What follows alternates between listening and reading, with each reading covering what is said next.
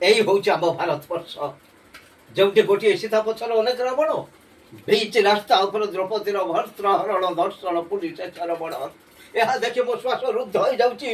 ଏ ପଙ୍ଗୋଥର୍ବ ଭାରତବାସୀ, ତମ ଆଖି ସାମ୍ନାରୁ ତମ କୁଳ ବହୁଦେହରୁ ଶାଢ଼ୀ କାଢ଼ି ନିଆଯାଉଛି। ଦେଖି ସୁଦ୍ଧା ତମେ ନିରବ କାହିଁକି?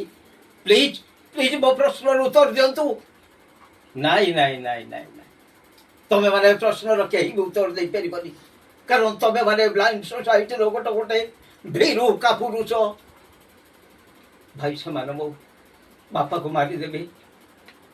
ହଲ ଭଉଣୀ, ଗରିବ ମାନେ ଏମିତି ମରିଯିବା ଉଚିତ। ସ୍ୱାଧୀନ ଭାରତର ଜନ୍ମଜାତକ ତିଆରି ବେଳେ ଏଠି ଉଲ୍କାପାତ ହେଇଥିଲା। ନାଥୁରାମ ଗଡ଼ସେ ରାଇଫଲ ଛୁଟି ଆସିଥିଲା, ଗୋଟେ ପରେ ଗୋଟେ ବୁଲେଟ। ଆଣ୍ଠୁ ଲୁଚୁ ନଥିବା ଖଦଡ଼ ପିନ୍ଧା ଗରିବ ବନ୍ଧୁ ସେଦିନ ଟଳି ପଡ଼ିଥିଲା ଆରାମ ଆରାମ କହି। ଠିକ ସେଇ ସମୟରେ ସାବରମତୀ ଆଶ୍ରମରୁ ଭାସି ଆସୁଥିଲା ରଘୁପତି ରାଘବ ରାଜା ରାମ, ପତିତ ପାବନ ସୀତାରାମ।